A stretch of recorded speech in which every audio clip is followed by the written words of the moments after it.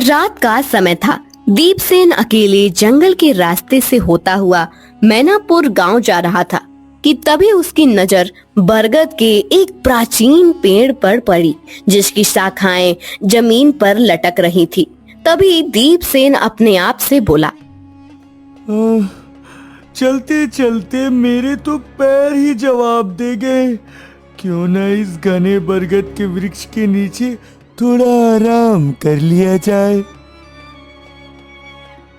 दीपसेन पेड़ के नीचे बैठने ही वाला था कि तभी उसके कानों में एक आवाज टकराई।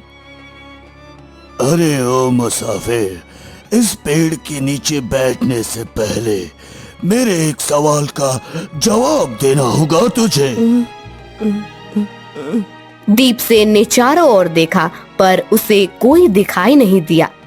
इस तरह क्या देख रहा है मुसाफिर? तेरे सामने खड़ा पेड़ है बोल रहा हूँ।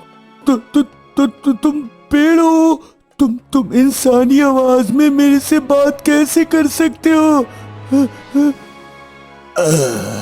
इस बात के कोई मायने नहीं।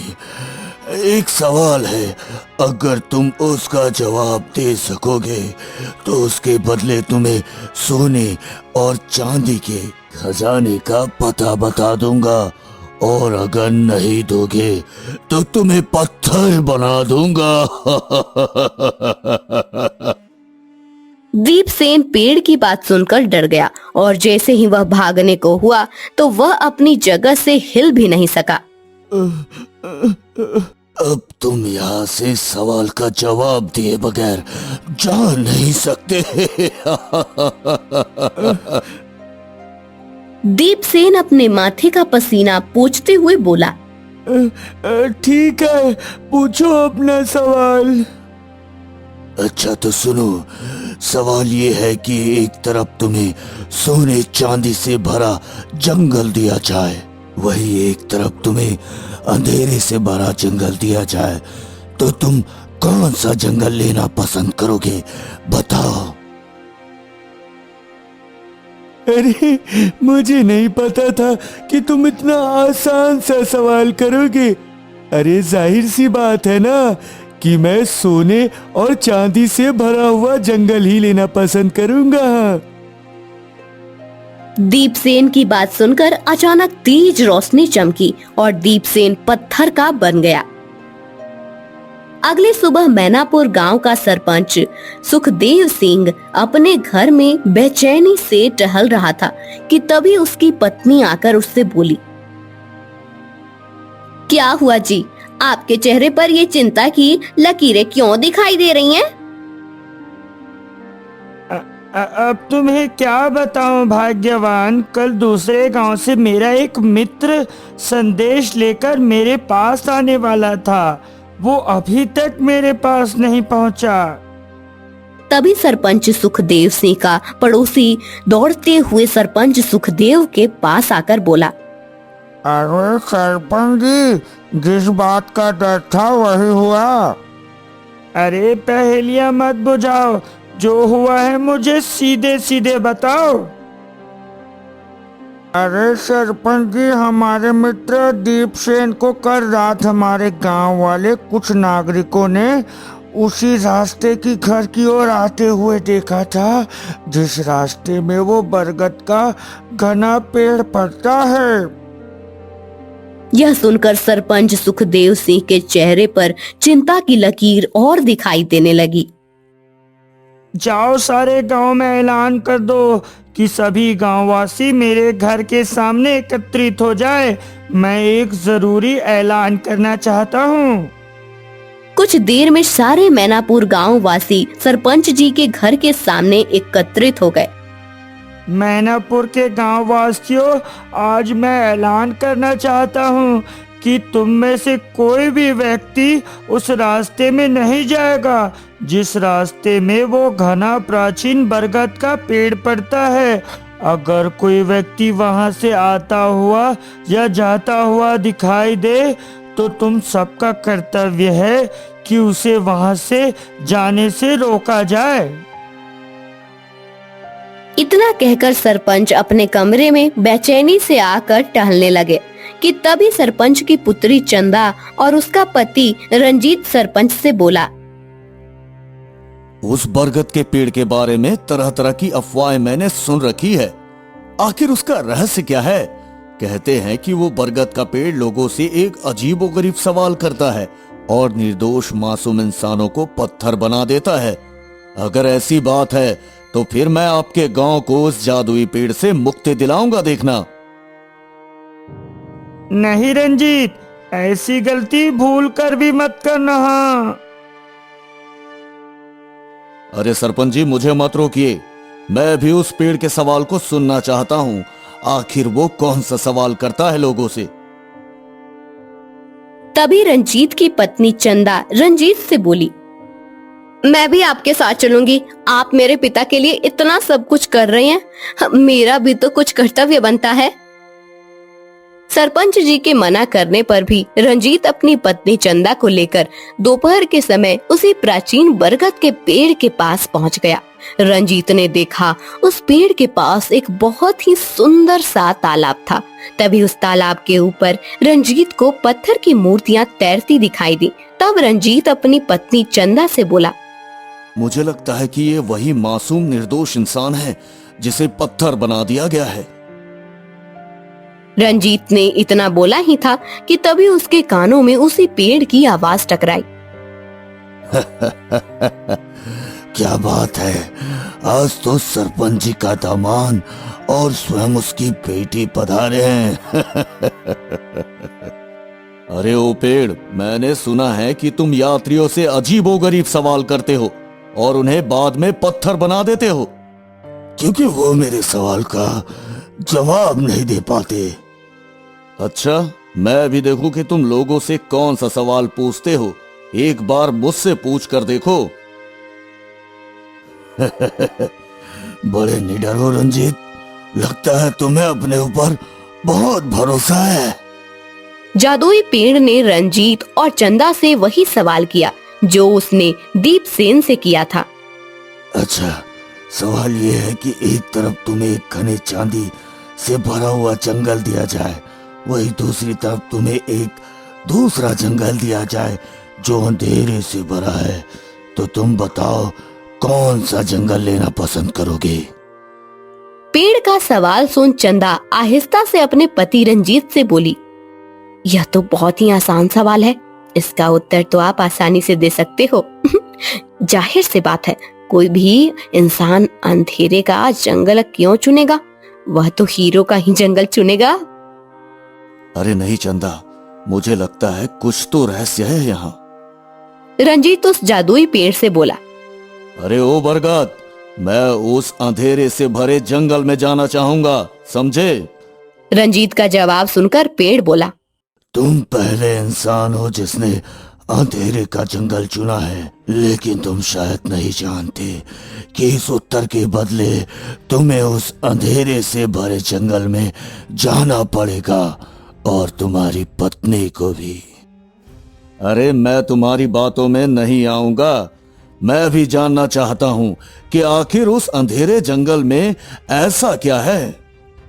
तभी अचानक एक तेज रोशनी चमकी, जिसके बाद रंजीत और उसकी पत्नी ने स्वयं को एक बड़े ही भयानक जंगल में पाया, जहाँ के वृक्ष किसी राक्षस की भांति मालूम पड़ रहे थे। यह कैसा जंगल है रंजीत? यहाँ तो अंधेरे के अलावा कुछ भी नहीं है। क्या यहाँ पर सूरज नहीं निकलता? तभी रंजीत और चंदा के कानों में बहुत से लोगों की चिल्लाने की आवाज टकराई।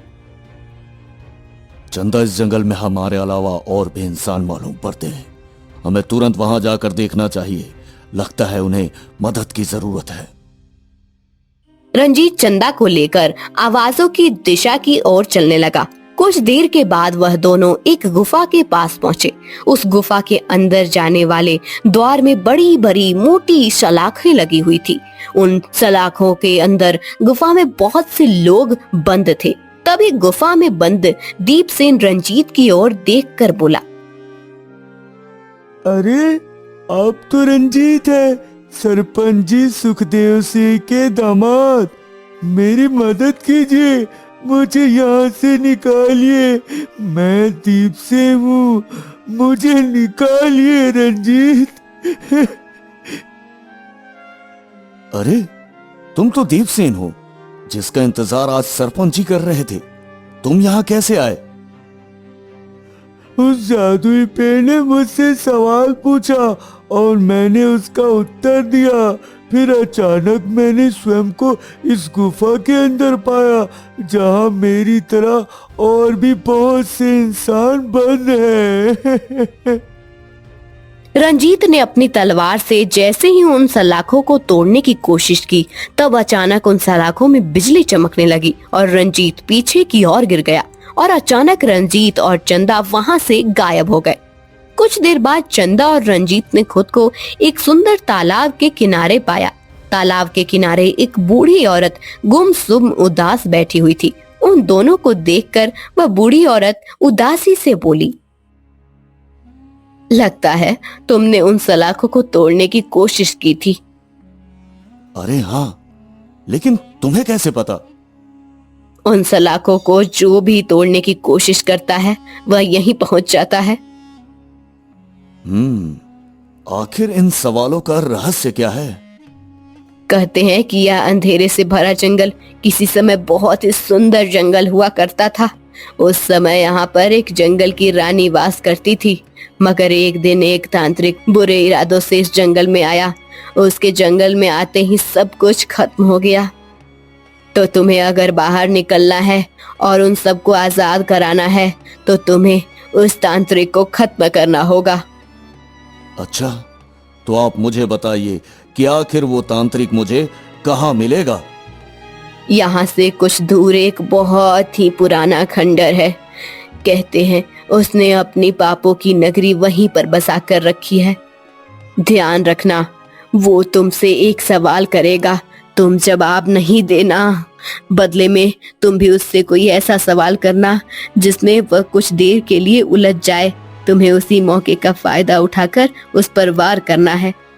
रंजीत बगैर देरी किए हुए चंदा को लेकर उस पुराने खंडर की ओर चलने लगा।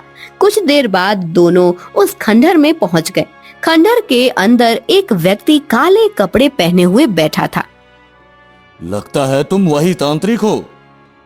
तांत्रिक हंसता हुआ बोला, काफी समझदार हो रंजीत।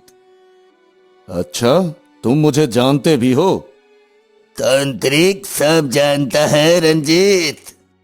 रंजीत तांत्रिक को ललकारते हुए बोला, अच्छा, अरे ओ तांत्रिक, मैं तुम्हें इस समय युद्ध के लिए ललकार रहा हूँ, समझे? अच्छा ठीक है, लेकिन पहले मेरे एक सवाल का जवाब तो दो।